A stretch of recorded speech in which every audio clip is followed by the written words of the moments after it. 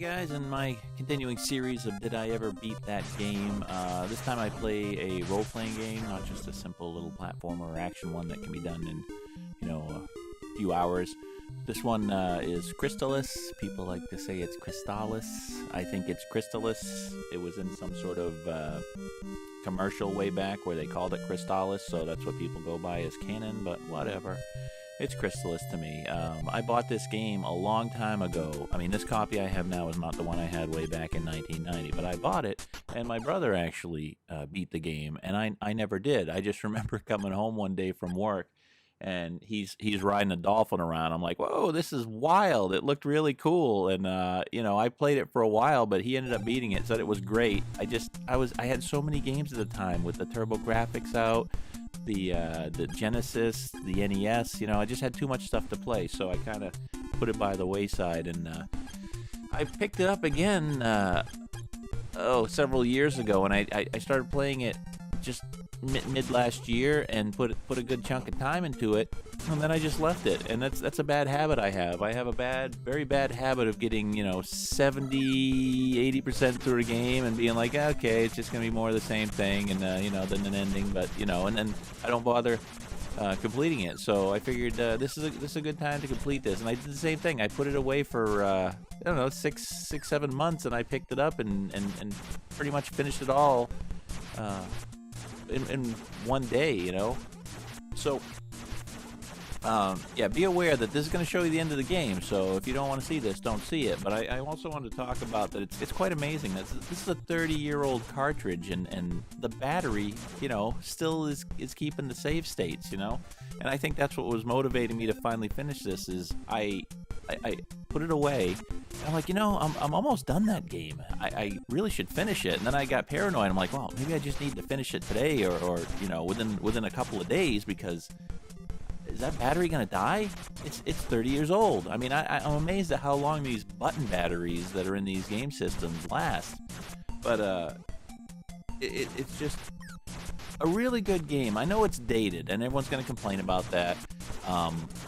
But there's lots of good things about it. I mean, there's a bit of a grind to it, but the grind is good because you have to achieve certain levels in this to fight certain bosses. So the grind is necessary, and if you grind at the right times, it doesn't take that long. So as you progress through, and there's ways to do this on your own. It's not easy. So I would say if someone wants to really enjoy the game and not stress too much, you have a guide help you, if you get stuck. And that's my theory on this. I did it a couple times. I don't know how my brother beat it way back all on his own before there was anything to help you with, because I looked in Nintendo Power and stuff like that, and I was like, there's really not much to help. So he pretty much did it all on his own. But I had a few things that I looked up. If I get stuck on a game like this now, I don't have the time anymore. If I get stuck on a game and I've wasted about 30 minutes running around trying to figure something out, and it's just not coming to me, I'll look up the next hint. I probably took about, this whole game, maybe 5 hints just to keep it going, because, I don't have time to just sit and not enjoy a game anymore. And think about it, right around this time in the 90s, there were games coming out like crazy. So that's one of the reasons I didn't finish it then. Even now, I mean, it's tenfold or more the amount of games that come out now. So there's no time to really enjoy them thoroughly and think them all through. Okay, and another complaint a lot of people have is the management of the submenus, and they're tricky, they're weird. You got to look it up, figure out how to do it, look at the manual. If not, what you pretty much do is when you push the select button, you get all your weapons. You got to scroll up and down, so there's another page up and down. But then also, like to save, you push your start button. So don't forget that, because that's where your save is, and you get 2 save files. So a lot of people complain about that, the management of that. You got to go back and forth a lot when you're fighting monsters if you want to keep fighting all of them.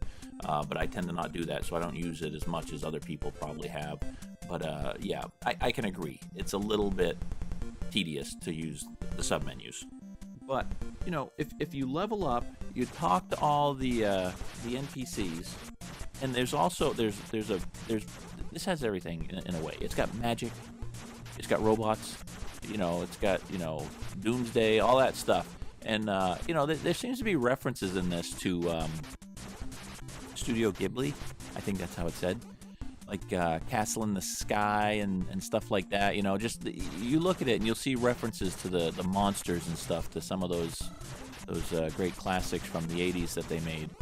And the cover, I remember looking at the cover and thinking, looked like Arayu or whatever his name is from Neverending Story. I never watched any of this stuff way back, you know. But since I got kids, you know, we watched a lot of these in the last few years. And as I'm playing this, I'm like, oh, that looks like that.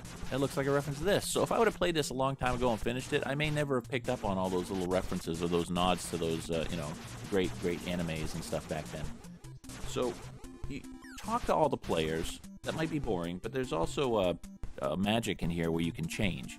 Use the magic of change into different people, talk to those characters. That's going to help you a lot. So if you don't want to look up tips, just be aware that you need to. Oh yeah, you also have something called like psychic power, where you can talk to some of the characters through telepathy, and use that too, because they'll tell you stuff. Sometimes they give you useless information, but other times they tell you really good stuff. So don't forget to use your telepathy powers. And take notes. I mean, taking notes, you don't have to go back and revisit places. If you take notes, you know, a couple sheets of paper, note here, note there, helps a lot. And then you're not backtracking as much. Or if you have to backtrack, you know where you got to go because someone mentioned, you know, this or that. It feels like a real adventure. That's what I like about this a lot. In the end, you know, it feels like there's real adventure to it. There's a lot of variety in the monsters, which is awesome. There's so many games you play and it's just like another color of this same monster, and it's over and over and over. By the time you get to the end, if you've leveled up, it's actually very easy. And one of the most important things to get is the power ring. The power ring is going to help you fight these bosses and make it enjoyable. It's almost not even a fight sometimes.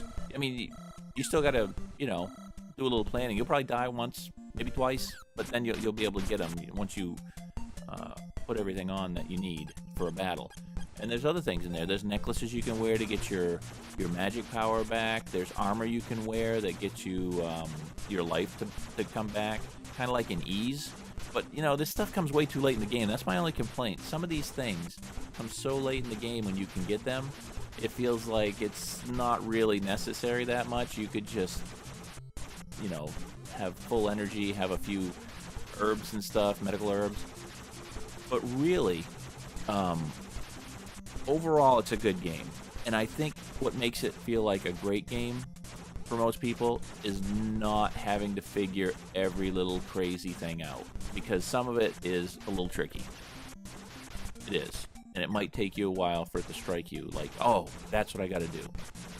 So if you want to use a guide, by all means use a guide and make it enjoyable. Oh, one super good tip is to make sure when you get the rabbit boots, and you'll know them when you get them, to not have any magic powers on or anything, because it doesn't allow you to hop. So you'll find out why, but just make sure you don't do that. That's a real big tip for this game.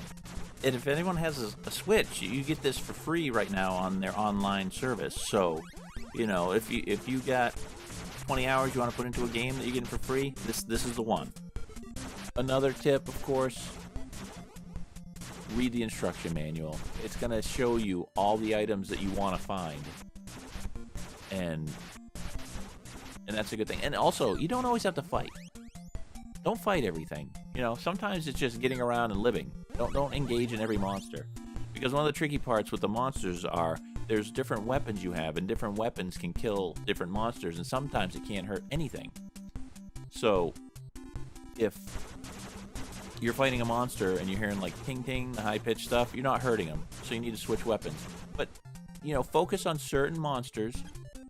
Level up with them. Just keep, you know, going in and out of caves. Keep respawning them. Keep fighting them. Level up. Get money. And that's just the way to do it with the grind. And the grind's not as bad as everyone says on this. I mean, throw a podcast on when you need to grind. Throw the TV on, another TV on in the background. You know, and just grind.